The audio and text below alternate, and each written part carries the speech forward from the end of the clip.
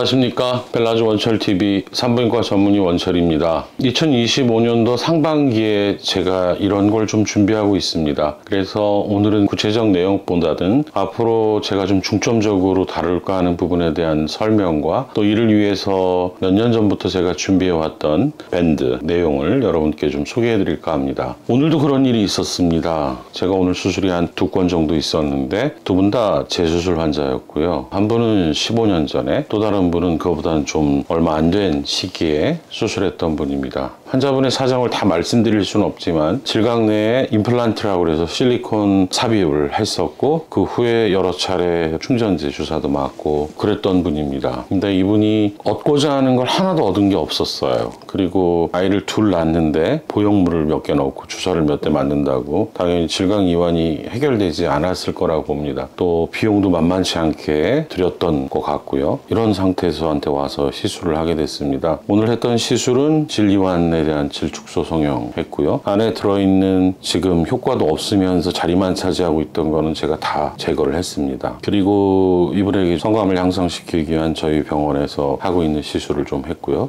그러면서 느끼는 게, 야, 이거 좀 문제가 많구나. 부작용만 없으면 어떤 시술을 그냥 해놓고 무책임한 게 너무 많구나. 물론 저도 그 중에 하나일 수도 있겠습니다만은, 이런 분들은 정말 재수술이 필요하거나 또는 수술 외의 다른 치료를 꼭 해드려야 되겠구나. 그분들이 많은 돈을 지불하고 보험이 인정되지 않는 그런 시술을 받으면서 얻고자 하는 게 분명히 정확히 전달됐을 텐데도 불구하고 이 수술은 환자분을 조금 더 생각하지 않았구나. 병원이 병원만 생각한 건 아닌가? 또 그런 병원들이 쉽게 또 없어집니다. 금방 이사를 가거나 또 원장이 뭐 어디 찾을 수도 없거나 그런 경우가 참 많아요. 뭐 최근 들어서 또 과대하게 광고하면서 제가 볼 때는 이렇게 수술 경험이 길지 않은 분들이, 환자들이 많아지고 뭐 좋습니다. 제가 드리고 싶은 말은 이런 환자분들에 대해서 정확한 사례와 이러한 경우에는 재수술이 제가 생각하는 그동안의 경험에서 우러나오는 방법, 대안, 이런 것들을 좀 연재물로 제시할까 합니다. 아시겠지만 제일 많은 것이 소음순 수술에 관련된 재수술이 많겠고요. 특히 대표적인 게 음액을 이렇게 레이저나 뭘로 포피를 그냥 다 태워버리고 그로 인해서 고통받는 많은 환자들에 대한 것들이 많았던 것 같은데, 또 질 이완 개선을 못했거나 하면서 생긴 다른 문제거나 쓸데없는 짓을 했거나 한 것들을 결국 원하는 기대치에 맞춰드리고자 하는 그런 것들이 무엇이 있을까? 제 경험과 여러 가지 논문과 서적과 이런 것들을 좀 종합해서 사례별로 연재물로 그런 내용을 여러분들에게 소개할까 합니다. 사실 그런 부인 성형 수술 후에 재수술에 대해서는 짤막짤막 여러 번 소개했던 것도 맞습니다. 좀 더 구체적으로 진행할까 합니다. 또 한 가지는 이런 분들이 여러 차례 수술로 인해서 경제적 부담도 굉장히 많다, 힘들다. 정신적인 거는 뭐 어떻게 제가 다 해결해 줄 수 없지만 그런 부분에 있어서도 제가 그동안 조금씩 정보를 늘리면서 가져갔던 밴드를 통해서 가입하시는 분들에게는 좀 혜택을 일정 기간이라도 좀 드리는 게 좋겠다. 어떻게 이런 얘기를 하면 환자를 좀 모으기 위한 어떤 홍보의 하나로 생각하실 수 있습니다. 근데 재수술은 하고 싶어도 못하는 선생님들도 많고요. 사실 의사들이 남이 수술한 거 하고 싶어 하는 사람도 별로 없습니다. 자신이 있다고 해도요. 저도 뭐 즐겨서 하고 싶은 건 아닙니다. 어쩔 수 없이 하는 경우가 많은데, 하다 보니 여러 가지 방법이나 대안이나 또 결과물이 좋았던 것들 다는 제가 해결해 드릴 수 없을 거고요. 제가 가능한 부분에 대해서는 밴드를 통해서 의견을 좀 공유하고, 심지어는 잘못된 병원은 왜 잘못됐는지 여러분들의 의견을 서로 공유할 수 있도록 만들어 놓은 공간이니까 그곳을 통해서 본인이 해당된다면 직접 저희와 연락을 할 수도 있고요. 밴드를 통해서 어떤 정보를 제공해 주실 수도 있겠습니다. 앞으로 계속 연재물로 나갈 테니까 관심 있는 분들은 유튜브에서 정보를 찾으시고, 그리고 또 저희 병원에서 해결을 원하시거나 서로 비슷한 커뮤니티에서 의견을 공유하고 싶은 분들은 부인성형 재수술 밴드를 통해서 서로 의견이 교환됐으면 합니다. 다음부터는 구체적인 사례에 대해서 말씀을 드리고요. 여러분들이 제발 이런 시술로 통해서 얻을 수 있는 거를 100은 아니어도 굉장히 많이 얻어가실 수 있는 그런 시술이 되도록 저 또한 더 노력하겠습니다. 관심 있게 좀 지켜봐 주시면 감사하겠습니다.